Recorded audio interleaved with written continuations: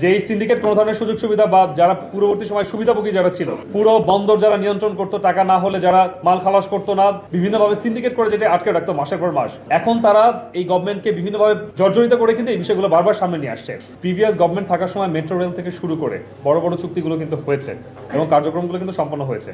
তখন কিন্তু এই বিষয়গুলো সামনে চলে আসে নাই যে গভর্নমেন্টের অভ্যন্তরে কি হচ্ছে, চুক্তি কোন ধরনের চুক্তি হচ্ছে আমাদের গোপন জানানো হচ্ছে না, অমুক হচ্ছে নাকি। সংস্কার বা উন্নয়ন যতটুকু হওয়া দরকার ছিল তার কিছুটা হলো আমরা দৃশ্যমান ছিলাম, এই বিষয়ে আমাদের কোনো সন্দেহ নাই, যেটা আমরা স্পষ্টভাবে বলছি।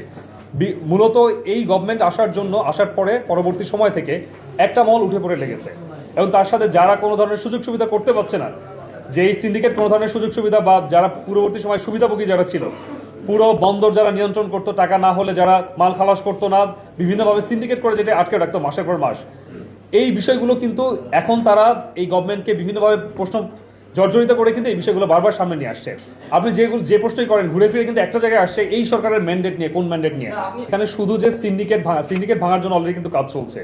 আমি এখানে টাইম ম্যানেজমেন্টের কথা বলছি, স্পষ্টভাবে বলেছি যে 16 দিন যেখানে লাগতো অটোমেশন সিস্টেম হলে সেটা 4 দিনে যাবে।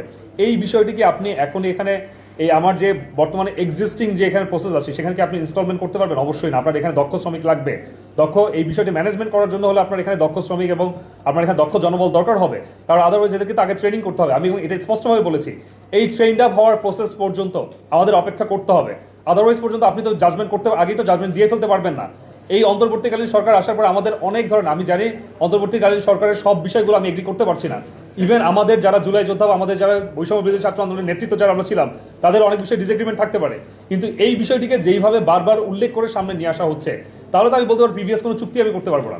কোনো চুক্তি করতে গেলেই তো সেখানে আমার বলতে হবে যে আমার দেশ বিক্রি হয়ে যাচ্ছে, আমার বন্ধন নিয়ে যাচ্ছে, আমার এটা হচ্ছে। আমি কোনো ধরনের চুক্তি, আপনি যে কথাটি বললেন প্রশাসনিক বিষয়, এই বিষয়টি সম্পূর্ণ টোটালি ডিফারেন্ট একটা ব্যাপার। প্রশাসনিক জায়গা থেকে আমাদের এখানে বিসিএস থেকে শুরু করে আমাদের এখানে এনএসআই বা ক্যাডার আমার প্রোগ্রাম শেষ করে তারপর আমার এখানে যুক্ত হতে হচ্ছে। সেই ক্ষেত্রে কি আমার এই বিষয়গুলো কি আমার ক্যাডার যুক্ত হচ্ছে? যদি সেটি যুক্ত হতে হয় সেই বিষয় নিয়ে আমরা কথা বলবো। কারণ আমি স্পষ্টভাবে একটা কথা আমি বারবার বলছি, আজকে সচেতন নাগরিক আমাদের জায়গা থেকে যেই সংবাদ সম্মেলন আমরা করলাম, এটি আজকেই শেষ হয়ে যাচ্ছে না। আমি কালকে দেখি এই বিষয়গুলোতে কোনো ধরনের কোনো ঘোরপ্যাচ আছে, আমি কালকে এই বিষয়ে আবার কথা বলবো। কিন্তু আমার মূল বিষয় হচ্ছে, আমি যে একটা সিন্ডিকেটকে দিয়ে আমি আমার সময় কেমন করে, যেখানে 16 দিন লাগছে একটা বিষয়কে আমার হ্যান্ড ওভার করতে, সেটাকে আমি 4 দিনে যদি নামে আসার মতো আমার কোনো ধরনের কোনো অপশন থাকে, আমি সেটা কেন আমি ইমপ্লিমেন্টেশন করবো না?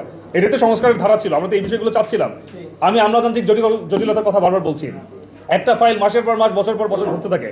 কোনো অটোমেশনের মাধ্যমে যদি আমি সেটা ইজিলি করা সম্ভব হয়, আমার যদি জনদুর্ভোগ কমানো সম্ভব হয়, সেটা নিয়ে আমি কেন কথা বলবো না? আমি অবশ্যই বলবো। নিত্য নতুন নিউজ আপডেট পেতে লাইক, কমেন্টে এবং শেয়ার করে রোজ খবরের সাথেই থাকুন।